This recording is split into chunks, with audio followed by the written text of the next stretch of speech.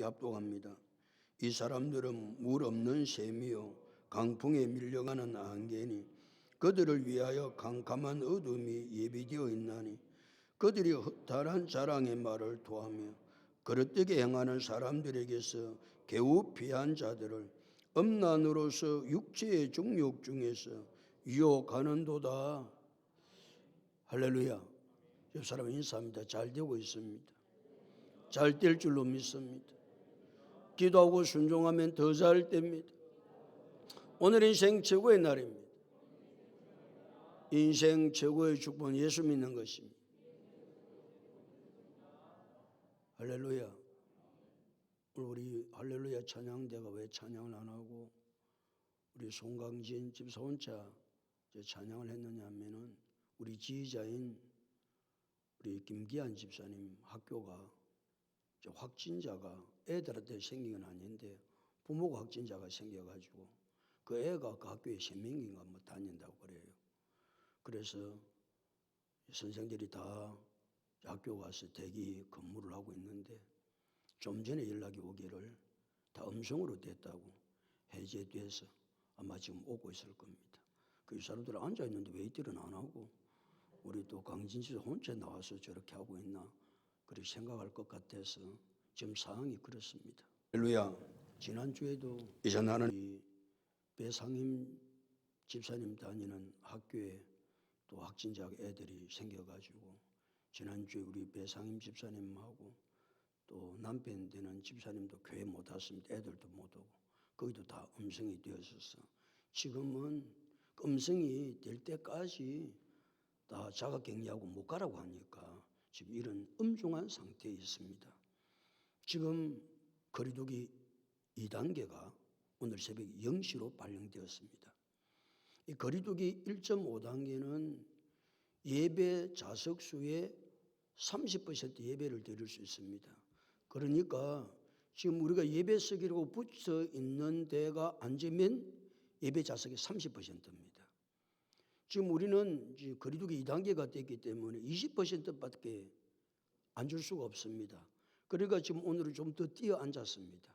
그러니까 이제 예배석 3자리 가운데 1자리 정도 비우면 됩니다. 20% 앉을 수 있으니까 이런 일들이 언제까지 진행될지 우리가 알 수 없는 그런 상황 가운데 있습니다. 위해서 많이 기도하시고 더 문제는 이제 거리두기가 자꾸 확산되면 문제는 하나님과 거리가 멀어지는데 문제가 있지요. 모이기를 피하는 어떤 사람들의 습관과 같이 되는 것이 마지막 시대 가운데 하나님 우리에게 주신 경고의 말씀입니다. 마지막은 어떤 일들이 일어나든지 간에 못 모이도록 하거든요. 아까 눈수마귀가. 그래서 히브리서 10장 25절은 모이기를 피하는 어떤 사람들과 습관과 같이 하지 말고 오직 건하여 그날의 가까움을 볼수록 더욱 그리하자. 코로나가 아니라도 사람들은 편하니까 편한 데로 가서 안 모입니다. 그런데 문제는 이것이 습관화가 되면 교회 와서 예배 안 드려도 되는구나. 이렇게 의식이 굳어지면 믿음은 걷잡을 수가 없는 것입니다. 모여야 합니다. 모여야 합니다. 모여서 예배를 드리고 하나님을 찬양하고 그때 하나님께서 성령으로 기름 부어주시고 우리가 지성소에서 하나님을 만나는 놀라운 역사가 예배 시간을 통해서 일어나게 되는 줄로 믿습니다. 그만큼 예배는 중요합니다. 그런데 마지막 때가 되면 모이기를 피하는 일들이 계속해서 일어날 것이다. 이미 하나님 우리에게 말씀하셨다는 사실을 기억해야 됩니다.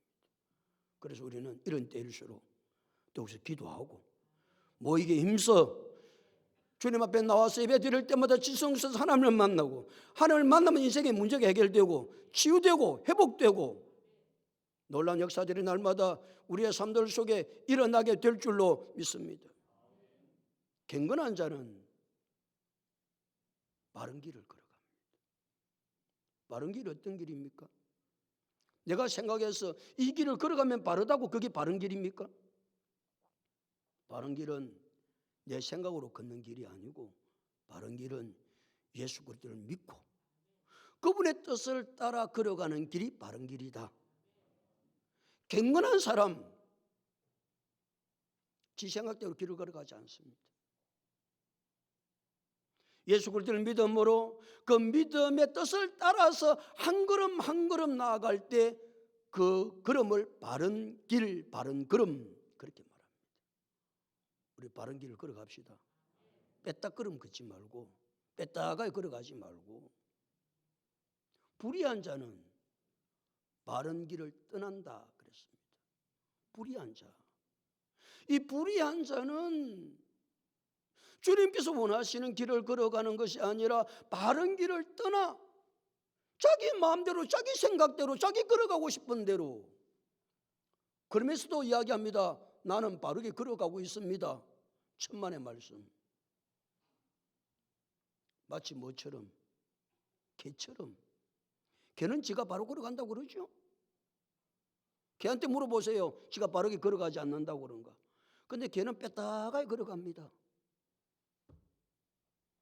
이게 문제지요. 불의한 자는 바른 길을 걸어가지 못하는데, 바른 길을 걸어가지 못하는 사람이 성경에 수없이 많습니다. 바른 길을 걸어가는 사람의 삶, 바른 길을 걸어가지 못하는 불의한 자의 걸어가는 삶, 두 갈래로 성경은 쭉 설명하고 있거든요. 불의한 자가 바른 길을 걸어가지 못하는데 그런 사람이 수없이 많은데, 그 대표적인 인물을 예수님의 수제자 베드로는 보울의 아들 발람, 보울의 아들 발람이 바른 길을 걸어가지 않는 거예요. 대표적인 인물이에요. 그러면 왜 발람이라는 사람이 불의한 자가 되었고 바른 길을 걸어가지 못하느냐? 그 이유가 어디 있느냐? 불의의 삭스를 사랑하기 때문에 그렇다. 불의의 삭스를 사랑했다는 말은 물질의 탐욕 때문에, 그 탐심 때문에 사람이 마음에 탐욕이 생기면, 탐심이 생기면 절대 바른 길을 못 갑니다. 예수 바르게 절대 못 믿습니다. 이 탐욕을 잘 이길 수가 없습니다. 아니, 탐욕을 이기기가 굉장히 어렵습니다. 왜요? 인간의 죄의 출발이 탐욕으로 출발했기 때문에 그렇습니다. 아담과 하와가 죄를 지을 때 죄를 짓는 첫 그 걸음이 탐욕 때문에 인간 속에 죄가 들어온 겁니다. 그러니까 끊임없이 우리 인간 속에는 뭐가 가득할 수밖에 없다? 탐욕이 가득합니다. 탐욕이 가득하면 바른 길을 걸어갈 수 없습니다. 믿음의 길을 걸어갈 수 없습니다. 그러면 탐욕이 있으면 믿음의 길을 걸어갈 수 없는데, 바른 길을 걸어갈 수 없는데, 탐욕을 이길 수 있는 비결이 있습니다. 그게 뭐냐? 자족하는 것이다. 말한 것이라고요? 자족하는, 자기 스스로 그 일에 대한 만족을 가지는 겁니다. 사도 바울은 배가 고파도 그 사람은 아무 상관이 없어요. 배가 불러도 괜찮아요. 바울은 자기가 감옥에 들어가도 괜찮아요. 감옥에 나와 있어도 아무 상관이 없어요. 바울은 병이 들어도 상관이 없어요. 건강해도 상관이 없어요. 왜요? 자신이 자족의 비결을 배웠기 때문에. 그래서 바울은 빌보서 4장 11절 12절에 어떤 행편이든지 나는 자족하기를 배웠노니, 나는 비천에 처할 줄도 알고 풍부에 처할 줄도 알고 모든 일꽃 배부름과 배고픔과 풍부와 궁핍에도 일체의 비결을 배웠다. 놀라운 고백이죠. 그러니까 사도 바울은 자기가 어떤 행편에 있든지 간에 그 행편 속에 하나님께서 주시는 은혜가 있다. 거기에 하나님의 계획이 있다. 거기에 하나님의 뜻이 있다. 아멘. 그러니까 자족하는 거예요. 자족하려면 또 한 가지가 더 있어야 됩니다. 비교의식을 버려야 됩니다. 다른 사람과 비교하면요, 어떤 행편에 처했든지 절대로 자족을 할 수 없습니다. 나는 지금 배고파 죽겠는데 자족이 됩니까? 그럼 자기는 배고파도 하나님이 나를 굶기게 하시는구나, 또 하나님께서 금식시키시지 뭐, 그럼 금식하지 뭐. 그리고 금식을 하는 거요. 굶고 쫄쫄 굶고. 그런 안 해봤잖아요. 그 얼마나 감사해. 그러니까 자기가 금식을 하는 거요. 그런데 옆에 사람 보니까 진수성찬을 먹고 있는 거요. 열불나는 거요. 그러면 뭐가 나와요? 입이 툭 튀어나오지요. 하나님, 이게 뭡니까? 난 없어서 금식하고. 금식이 아니죠? 굶식이죠?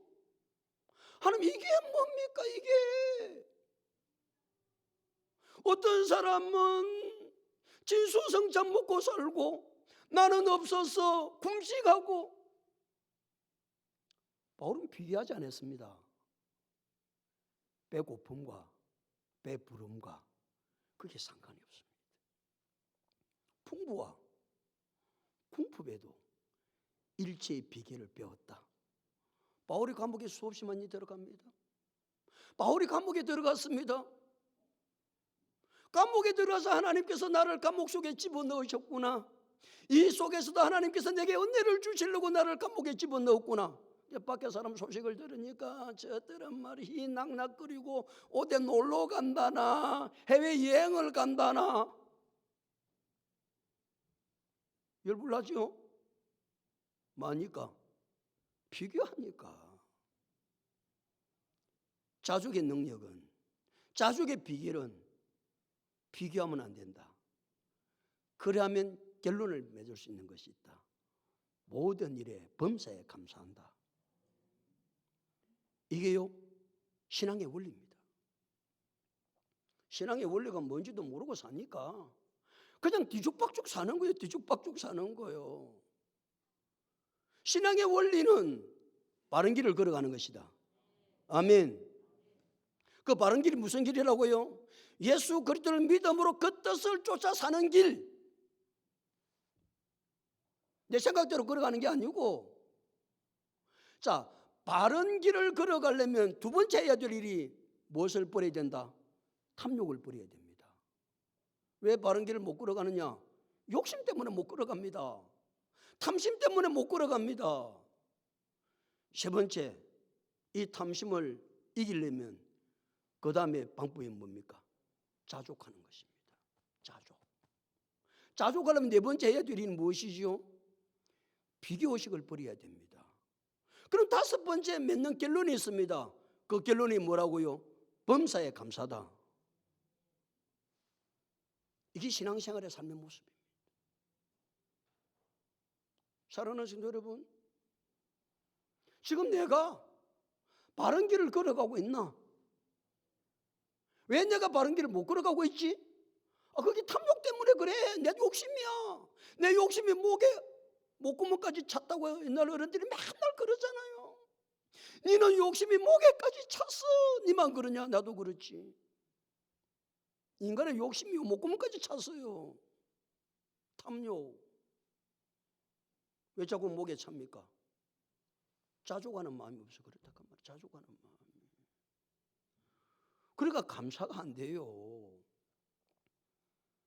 이 원리대로 살아서 범사에 감사하며 하나님 앞에 영광 돌릴 수 있는 우리 모두가 다 될 수 있기를 예수님의 이름으로 축복합니다.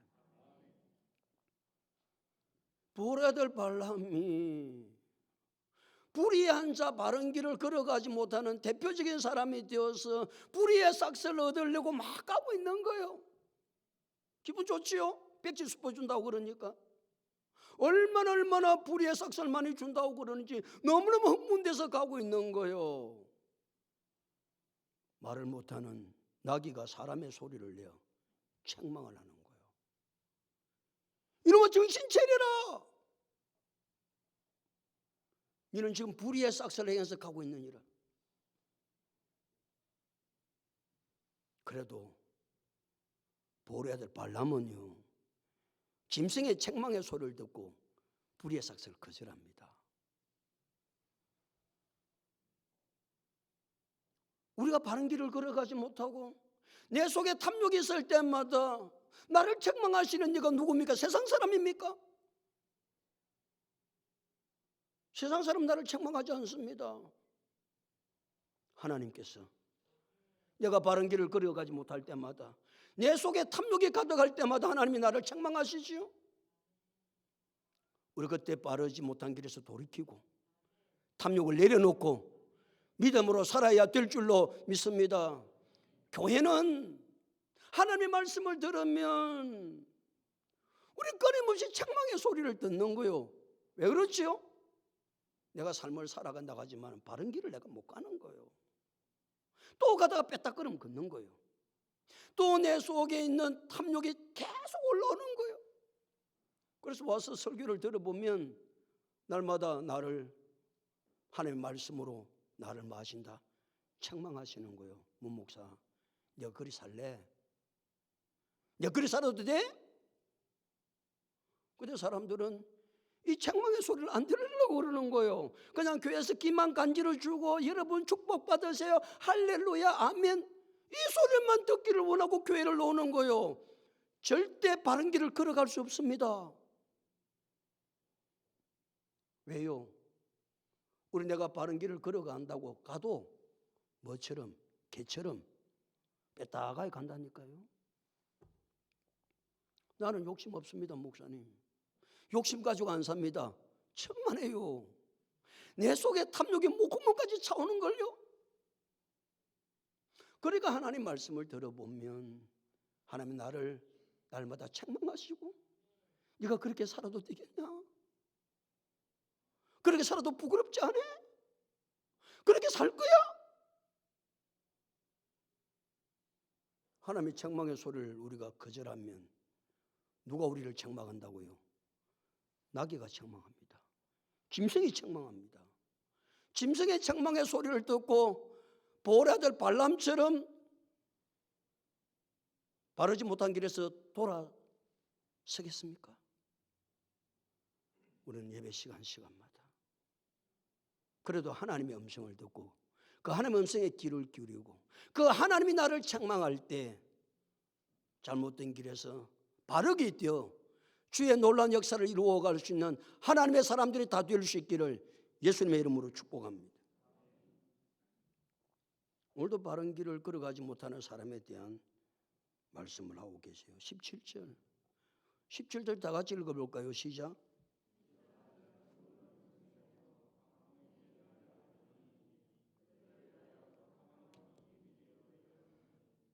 누구를 이야기하고? 이 사람들은 불의한 자입니다. 불의한 자가운데 특별히 거짓 선생들을 말합니다. 자, 거짓 선생들의 삶이 어떠한가에 대한 말씀을 17절, 18절에서 우리에게 말씀하고 있는데 이 거짓 선생들은 뭐라고요? 물 없는 샘이다. 샘과 같다. 샘이 있기는 있어요. 우물이 있어요. 우물에 가면 뭐가 있어야 돼요? 물이 있어야 돼요. 옛날에 여름에 또약볕에 일을 하고 갈증이 났을 때 여러분 우물에 가서 바가지로 가지고 그 우물에 찬물 한 잔을 들이키면 얼마나 시원하고 그래서 여름 가뭄에 냉수 같다고 그러잖아요.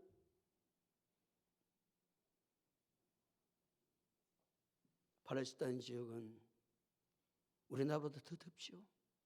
강야의 길을 걸어가고 있는 거예요. 강야의 길을 걸어갈 때 떼약볕에 걸어가니까 얼마나 목이 많이 타는지 내가 물을 마셔야 되지 물을 마시게 우물을 찾는데 저 멀리 우물이 하나 보이는 거예요.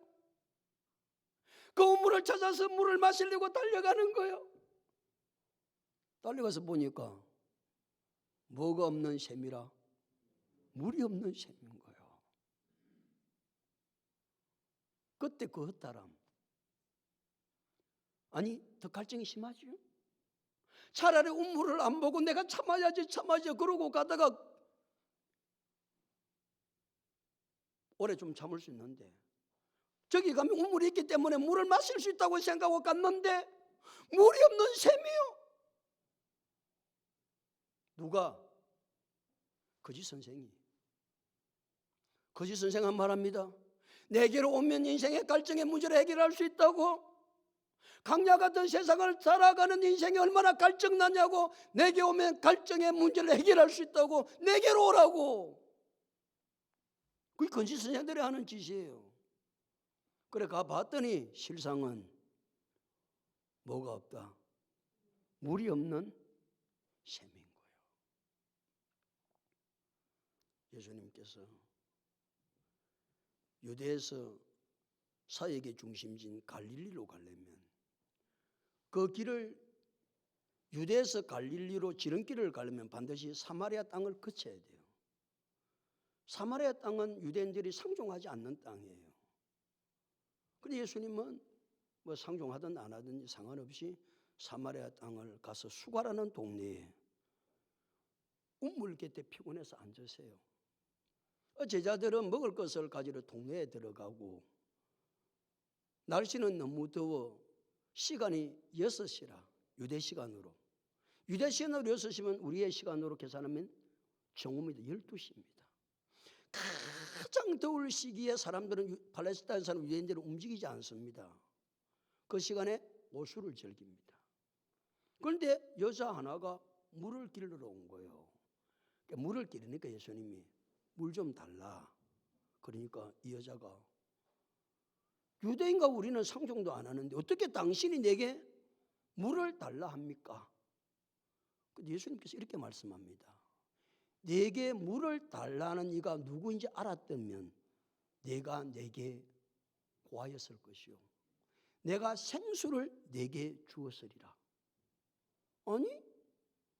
생수를 당신이 주신다고? 그러니까 이 사마리아 여자에 하는 말이 당신은 물길을 그릇도 없잖아 지금. 예수님 아무것도 없거든요. 이 우물은 깊은데 그 우물이 야곱의 우물이 굉장히 깊은 우물이에요. 깊은데 어떻게 당신이 내게 생수를 주겠다고 말합니까? 우리 조상 야곱은 우리에게 이 우물을 주셨고 자기와 자기 아들들과 짐승도 이 우물에서 물을 마셨습니다. 당신이 야곱보다 크니까? 그때 예수님이 이렇게 말씀하세요. 이 물을 마시는 자마다 다시 목마르리니와 내가 네게 주는 물을 먹는 자는 목마르지 아니하리니 내가 네게 주는 물은 영생하도록 솟아나는 샘물이 되리라. 이 세상에 그 어떤 사람도 우리 인생의 가난 목을 해결해 줄 자는 아무도 없습니다. 그러나 예수 그리스도는 세상 살아가면서 강야의 삶 가운데 우리의 목이 가라고 갈증을 느낄 때 예수 그리스도께 찾아오는 자들마다 영원한 생수를 주시는 줄로 믿습니다. 오늘도 여러분 주님 앞에 찾아나 말씀을 들으면서 예수 그리스도로 말미암아 강야 가운데 살아가는 인생의 갈증을 해결받는 귀한 시간 될 수 있기를 예수님의 이름으로 축복합니다. 그게 요한복음 4장 1절에서 14절의 말씀입니다. 이어서 요한복음 7장을 넘어갑니다. 요한복음 7장 38절에서 예수님이 이렇게 말씀하십니다. 나를 믿는 자는 그 배에서 생수의 강이 흘러나리라. 아예 예수님께서 자기를 믿는 자는 그 배에서 영생하도록 솟아나는 샘물이 흘러날 것이다.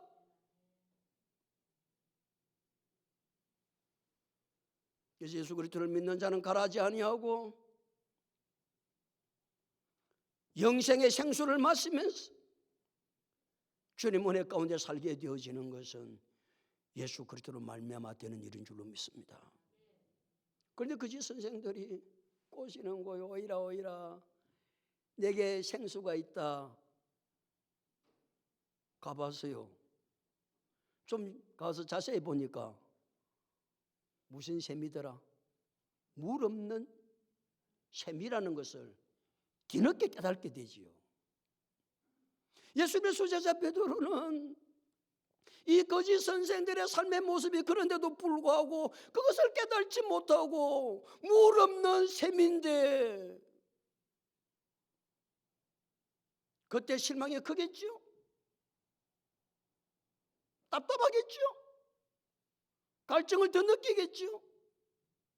그것으로 끝나지 않고 다시 17절 이 사람들은 물 없는 셈이요. 그 다음에 뭐라고 그랬어요? 강풍에 밀려가는 뭐니? 안개니. 이런 아침 안개가 자욱합니다. 안개가 자욱하면요, 이 안개가 모든 것을 지배하고 다스리는 것 같아요. 앞이 캄캄하게 보이지도 않아요. 안개가 굉장해요, 힘이.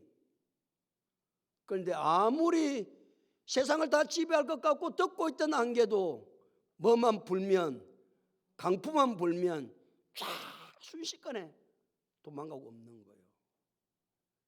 거짓 선생도 동일하다. 온 세상을 지배할 것 같고 온 세상이 뒤덮고 있는 것 같지만 이 거짓 선생도 순식간에 강풍이 불면 없어지는 것처럼 없어질 것이니까 그때 그 허무함, 그때 그 절망감, 그러기에 정신을 바짝 차리고 무엇에 속지 말고 거짓 선생의 말에 속지 말고 바른 길이 무엇인지, 진리의 길이 무엇인지 그 길을 내가 제시하니까 그 길을 따라 살아라. 하나님 말씀하고 계시는 거예요. 그것으로 끝나지 않습니다. 이 거짓 선생들의 결말이 어떻게 되는지 다시 17절. 이 사람들은 물 없는 셈이요 강풍에 밀려가는 안개니. 그 다음에 이렇습니다. 그들을 위하여. 그들이 누굽니까? 거짓 선생들을 위하여 뭐가 딱 예비되어 있습니까? 캄캄한 어둠이 예비되어 있습니다. 이 캄캄한 어둠은 지옥을 말합니다. 캄캄한 어둠. 지옥이 예비되어 있다는 말은 오래전부터 마련되어서 지금 현재도 그대로 보존되고 있다. 하나님 지옥을 언제 만드셨는지는 모르겠어요. 오래전부터 만드셨어요. 지금도 그 지옥은 보존되고 있어요. 누구를 거기 집어넣으려고. 거짓 선생들을 집어넣으려고. 그래서 요한계시록 21장 8절은 믿지 않는 자들과 흉악한 자들과 지옥에 들어가는 자들을 잘 봐보세요. 믿지 않는 자들과 흉악한 자들과 살인자들과 점술가들과 우상숭배자들과 거짓말하는 모든 자들은 불과 유황으로 타는 못에 던져지리니 이것이 둘째 사망이라 그랬습니다. 하나님은 오래전부터 이 거짓 선생, 거짓된 자 이들을 불과 유황에 타는 둘째 못에 던지려고 예비하고 계셨다. 아니 그들만? 아니 이 거짓 선생을 따르는 모든 자도 줄줄이 가겠죠. 그러니까 정신을 바짝 차리고 누구를 따라 살면 안 된다. 거짓 선생을 따라 살면 마지막 결론은 캄캄한 어둠이 예비되어 있는 곳에 들어갈 수밖에 없다. 그래서 예수님의 수제자는 정신을 바짝 차리고 믿음 안에서 살아야 된다. 바른 길을 걸어가야 된다. 말씀하고 있는 겁니다. 또 18절도 이 거짓 선생들에 대해서 또 증언하고 있습니다. 18절 다 같이 읽습니다. 시작.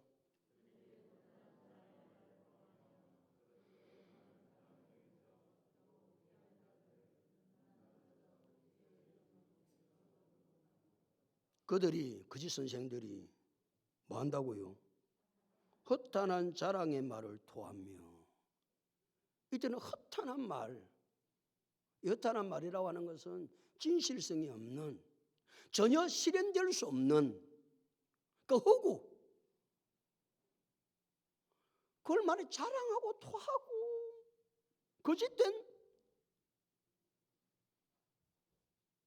거짓된 사람이요. 그 거짓된 것이 바르다고 하려고 하니까 뭐가 많을 수밖에 없어요. 말이 많을 수밖에 없어요. 그래서 언제나 거짓말을 번질하는 사람들이 말이 많은 것 아시죠? 죄송합니다만 말이 많으면 조심해야 합니다. 사기꾼들은 뭐가 많다고요? 말이 많습니다. 반질합니다. 진실되게 사는 사람은 그리 말이 많이 필요 없지요? 뭐 알았다, 됐나? 뭐 됐다 그래. 알겠다. 이 정도 하면 되지요? 아 이게 참기름이야.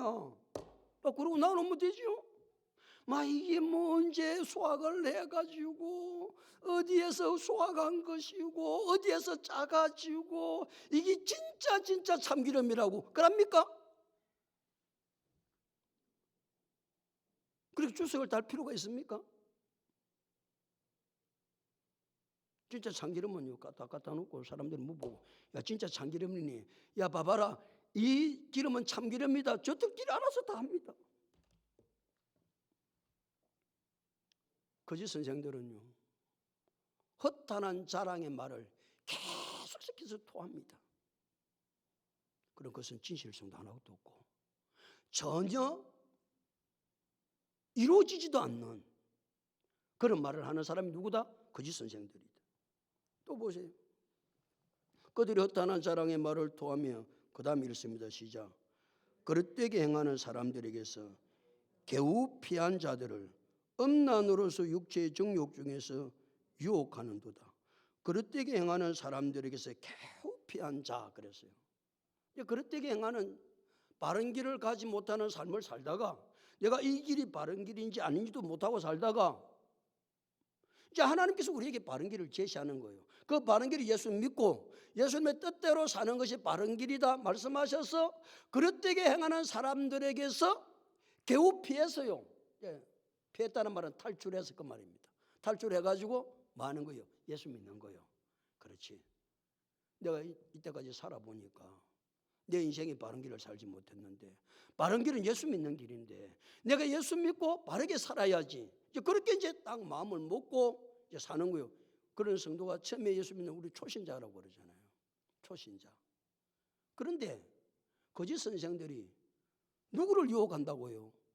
이 초신자를 찾아가서 유혹하는 거예요. 거짓 선생의 특징은요.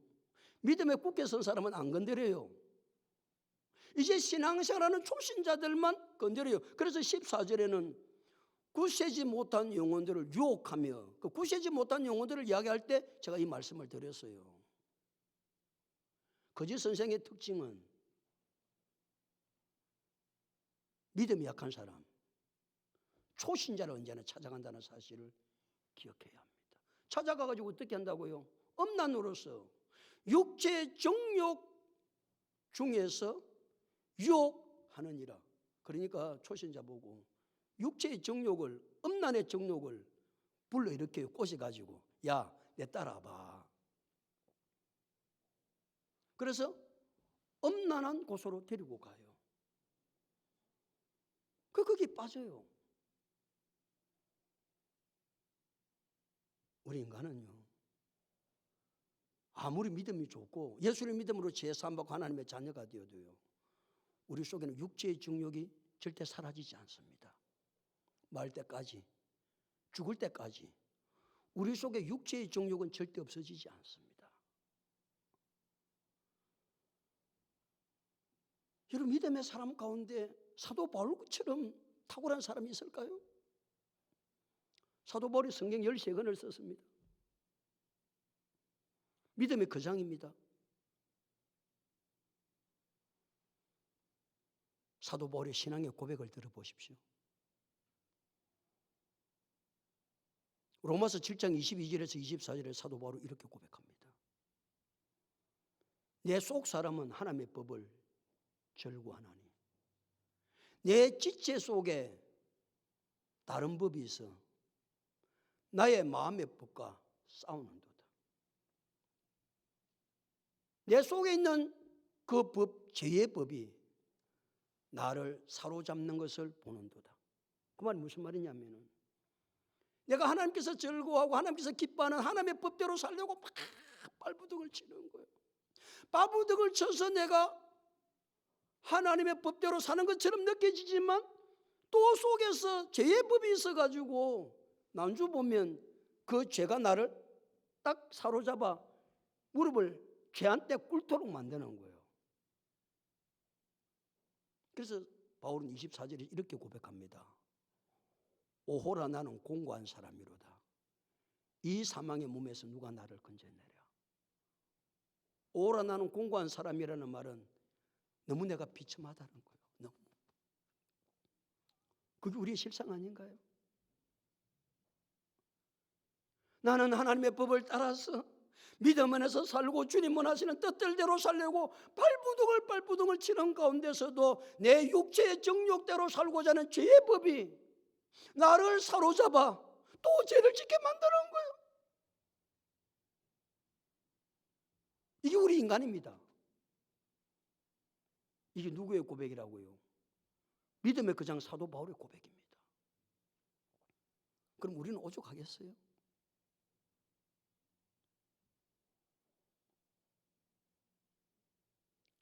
한 시간도 정신을 안 차리면 우리는 육체의 정욕대로 살 수밖에 없는 연약한 존재. 그러면 이제 믿음으로 산 사람이 육체의 정욕을 이길 수 있겠냐? 그럼 불가능하다. 그래서 거짓 선생들은 이 초신자들로 하여금 육체의 정욕대로 살도록 유혹을 하는 거예요. 그래서 무슨 길을 가지 못하도록, 바른 길을 가지 못하도록. 사도 바울의 이런 신앙의 고백은 성경 많은 곳에 기록되어 있습니다. 바울은 참 진실했어요. 자기를 숨기지 않았어요. 자기는 죄 안 짓는 척하지 않았어요. 내가 얼마나 치열한 영적 전쟁을 치르는지, 내 마음으로는 하나님의, 내 속 사람은 하나님의 법을 즐거워하지만 내 지체 속에 또 다른 한 법이 있어 죄의 법 아래로 나를 사로잡아 오는 것을, 그 죄가 자기를 사로잡는 거예요. 그래서 바울은 내가 너무 비참하다. 내가 너무 비참하다. 내가 이렇게 하나님의 말씀대로 살려고 하는데 이렇게 되지 않는 때가 너무 많다. 그러니까 하는 것이 무엇밖에 없어요. 회개를 할 수밖에 없는 것이죠. 주님 앞에 나와서 회개하고, 하나님 또 내가 졌습니다. 그래서 갈라디아서 5장 17절은 육체의 소욕은 성령을 거슬리고 성령은 육체를 거스리나니 이 둘이 서로 대적하므로 너희가 원하는 것을 하지 못하게 한다. 내가 믿음으로 살려고 하는 것을 하지 못하게 한다. 그래서 바울은 갈라디아 교회 성도들이 답을 주고 있습니다. 5장 24절에 그리스도 예수의 사람들은 육체와 함께 그 정욕과 탐심을 십자가에 못 박았느니라.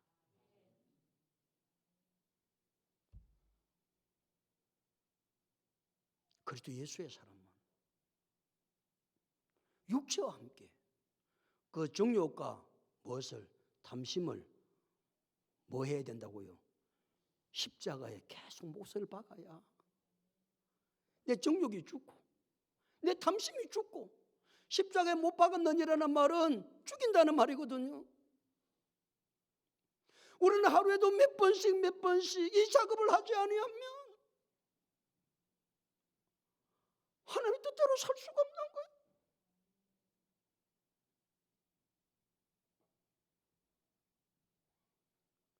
육체의 정욕과 탐심을 십자가에 못 박을 수 있는 방법이 무엇입니까? 말씀과 기도밖에 없는 거예요. 말씀을 들으면서 내가 하나님 뜻대로 살지 못한 것, 육체의 정욕대로 살았던 것, 탐심을 가지고 살았던 것 회개하고, 또 주님 앞에 기도하면서 하나님, 내 육체의 정욕이 잘 죽지를 않습니다. 성령으로 충만하게 하시고 이 육체의 정욕을 죽여서 주님께서 원하시는 뜻대로 살게 하여 주시옵소서. 그래서 디모데전서 4장 5절은 하나님의 말씀과 기도로 거룩하여 짐이라 우리에게 답을 주고 있습니다. 믿음의 거장 대사도 바울도 이렇게 싸웠거늘 우리가 어떻게 안 싸우고 살겠습니까? 영적 전쟁을 안 치르고 어떻게 살아가겠습니까? 아니 믿음의 거장 사도 바울이 그랬는데 이제 초신자가 어떻게 엄난으로서 육체의 정욕 중에서 유혹하는 이 유혹을 이길 수가 있느냐? 이게 힘든다. 사랑하는 성도 여러분, 예수님의 수제자 베드로는 이 거짓 선생들이 소아시아 교회들 속에 혼자 두루퍼져 있으니까, 아니 지금도 이 거짓 선생들이 온 전체에 깔려 있습니다. 우리는 마치 지뢰를 피하여 가는 것처럼 직분의 시대 속에 살고 있다는 사실을 아셔야만 안 됩니다. 조금만 눈 돌려보십시오. 거짓 선생들이 얼마나 많은지.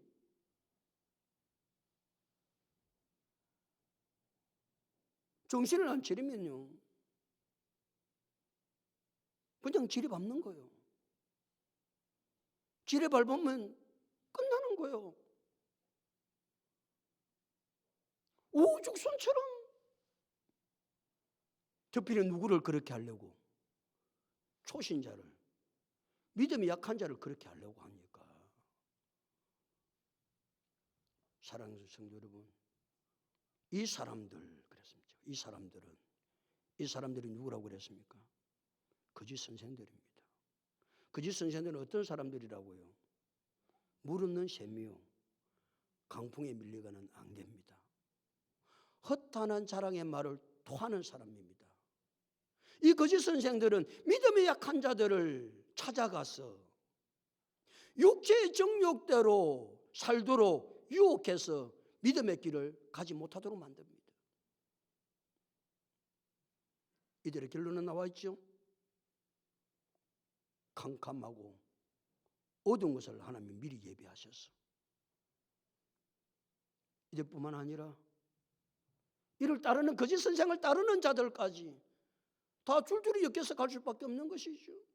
그래서 우리 보고 거짓 선생을 조심하고 믿음으로 살아 바른 길을 걸어갈 것을 우리에게 말씀하고 있다는 사실을 우리는 기억해야 합니다. 특별히 우리 영적 전쟁을 치러야 합니다. 육체의 정욕대로 살도록 지금도 악한 원수마귀들은 우리를 얼마나 유혹하고 있는지 모릅니다. 믿음의 그장 사도 바울도 오라 나는 공고한 사람이로다. 내가 너무 비참하다. 또 오늘도 이 시간도 내가 졌다. 죄법 아래로 나를 사로잡아오는 것을 내가 보았다. 육체의 소욕은 성령을 거스르고 성령의 소욕은 육체를 거스르나니 이 둘이 서로 대적함으로 너희가 원하는 것을 하지 못하게 하는도다. 이길 방법이 있다. 그렇죠. 예수의 사람들은 육체와 함께 그 정욕과 탐심을 뭐 해야 한다? 십자가에 못 박아야 한다. 그 방법은 말씀과 기도다. 그래서 시간마다 하나님의 말씀을 들어야 내가 바른 길을 걸어가지 못하는 것이 어디에서 바른 길이 안 되는지 말씀을 안 듣는데 깨달습니까? 절대 깨달을 수가 없습니다. 혼자 씨름하는 것이 무엇입니까? 기도입니다. 하나님, 오늘도 주님 뜻대로 살지 못한 것, 또 이 모습이 이대로 왔습니다. 주님 나를 용서하여 주시고 예수님의 십자가의 보혈의 능력으로 정결케 만들어 주셔서 성령으로 충만하게 하시고 오늘도 육체의 정욕으로 살지 않도록 주님 나를 꼭 붙잡아 주옵소서. 승리하게 될 줄로 믿습니다. 그런 놀라운 삶을 살아갈 수 있는 우리 모두가 다 될 수 있기를 예수 그리스도 이름으로 축복합니다. 하나님, 은혜와 사랑을 감사합니다. 오늘 우리는 지뢰밭을 걸어가고 있는 것과 같습니다. 거짓 선생들이